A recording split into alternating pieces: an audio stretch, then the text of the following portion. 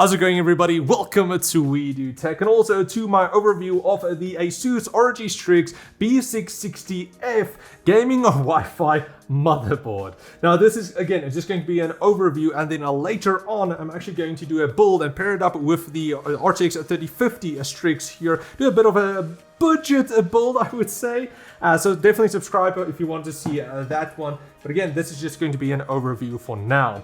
All right, quickly before we get into the board itself, what you get inside the box is your zip ties. You do have your Wi-Fi antenna right here. You do have 4 SATA 3 cables. You have some thermal, some pads. You do have a lanyard, which okay, and then also you do have your Q latch or additional 2 Q latch screws, I believe that's what you call them, and then your manual with all of your additional stuff is inside, drivers. I'm not sure why you still need a DVD, but there you go. And then of course stickers. So Juan's not editing this video, but he likes his stickers. So there we go for what's inside the box. Now then, as for pricing, I wasn't able to find an exact US dollar for the B660F here. I could find all of the other ones, but the F was out of stock. But I believe it's retailing for around $250 because it is one of the highest end B660 boards and taking equivalent to some of the other Strix boards as well. Now, as for here in South Africa, it is actually available and is retailing for around 5,300 Rand, which again is a bit up there. But if you do actually take a look at the Z690 boards, these ones are much cheaper. For example, the B660F here is pretty much half as expensive as its Z690F equivalent. So you are losing some features there, but you're saving so much. With the cash you save, you can almost, not entirely, buy like a 350 Strix. So you do save some cash there. This does make the board here a very nice addition if you actually want to go for a non-K CPU where you're not going to overclock and still get all of the premium features, but not pay again that much. Now, as for the design of the board, you still get the same ROG black and silver design color scheme for the most part of the board. You get the very large heat spreader over your VRMs, which is always nice. And you do have some RGB, so the logo here and around here does light up with your Aura Sync. Now for the CPU, again, this is the new LGA 1700 socket for the new 12th generation Alder Lake CPUs that only work for the Alder Lake 12th generation CPUs. You can't use any of the 11th or 10th generations, just keep that in mind. Now technically these boards cannot overclock, but Der Bauer was able to actually get it to overclock, but that's a pro overclocker. Most of the people won't really do that, but you can at least overclock your memory, which we'll get into, and you still get plenty of the features that you get from the high-end boards. Now you do get a 8+ 4-pin power connector, which is going to be plenty enough power if you want to go for the i9 12900, or even if you want to go for the K, you can, but you just, again, won't be able to overclock. And the VRM setup will be able to handle all of those as well, because this is a 16+1 phase-up power setup. So it's pretty high-end, definitely on the upper range of VRM setups, even across some of these Z690 boards. I have to say ASUS does a really good job with their VRMs on their ROG boards, so I don't think that's going to be a problem at all.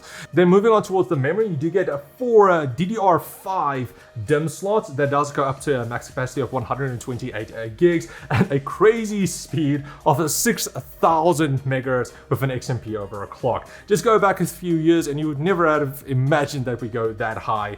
Now ASUS does also have their enhanced memory profile, which in short just helps you get the max performance out of your memory, even if it is some of the more entry-level, lower-end kits, which sometimes aren't necessarily that fast. Now some of the other B660 boards and also Z690 boards do come with a DDR4 versions available, but unfortunately the B660F here does not. You only get it in DDR5, so that's unfortunate, but there are some other B660 boards from ASUS that does come in DDR4 version, so you can just take a look at those. Then moving on towards the PCI Express, the Z690 boards were the first boards to feature PCI Express R5, and some of the B660 boards does as well. Majority don't, but the B660F here does actually support that, so you do have the option of future-proofing, because currently there's not really that much use cases for PCI Express R5, but if you want to future-proof now for years and years down the line, then this is going to be a good option for you. Now, as for PCI Express slots, you do have 4 here, 2 of them being a full length, with the top one being that PCI Express R5 slot running at full 16x speed, and does also feature ASUS's Armor armor to help increase durability and also help prevent sagging of the GPU.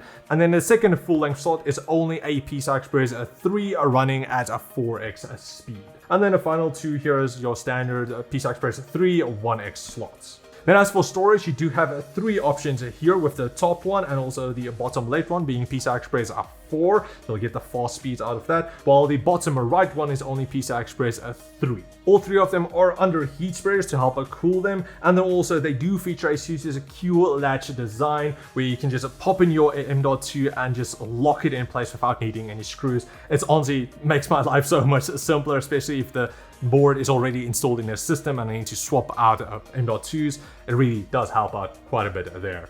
And then of course for additional storage, you do have 4 SATA 3 ports here on the side. Then moving towards our I/O, you do have an integrated I/O cover here, which is very nice again. And you do have your HDMI and DisplayPort. Not sure what versions they are, ASUS didn't state it, but it's probably version 1.4 for display and version 2 or 2.1 for the HDMI. You do get your clear CMOS and BIOS flashback button here with 2 USB 2.0 ports. You do have 4 USB 3.2 Gen 1 Type A ports in the blue. You do have your USB 3.2 Gen 2x2 20 gigabit a second Type C port. Then a single USB 3.2 Gen 2 Type A port in red. Your 2.5 gigabit a second Ethernet port, which is very handy. Your Wi-Fi 6 here. And then here at the bottom for your audio connections, you don't get your SPDIF out port anymore. Instead, you get a USB 3.2 Gen 1 Type C port that you can use instead, and then of course your standard audio connections right there. Then for some additional connectors around the board, you do have 7 PWM fan headers around the board here. You do have 3 5-volt addressable RGB headers with a single 12-volt RGB header. You have your USB 3.2 Gen 2 Type C port. You have your USB 3.2 Gen 1 Type A ports. And then you do also have your Thunderbolt 4 header down here for additional Thunderbolt add-on cards if you want to add that. But unfortunately, no Q code, no indicators on the board. It's unfortunate, but you do have these have your Q LEDs to let you know if something is potentially wrong or have an idea of what could be wrong. So then in conclusion, the ROG Strix B660-F board here is definitely one of the more expensive B660 boards that you get, but you are getting the quality of Strix boards, which are usually really good. Now, of course, it is going to be up to you whether you need this board and the features it has or not, if you want to pay that extra for that.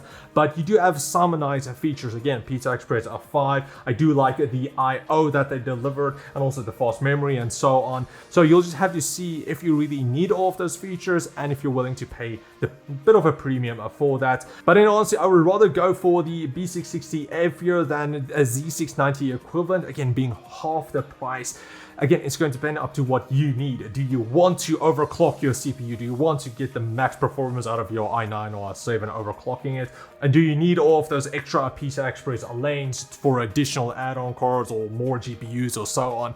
That's going to be a bit more for a power user, I would say. But for majority of people, I would honestly say this is the highest that you really need to go. So anyway, that's pretty much it. A big thanks to ASUS of Africa for sending the board over for our video. And also we are going to do a build, so stay tuned for that. Subscribe and do all of the jazzes and everything.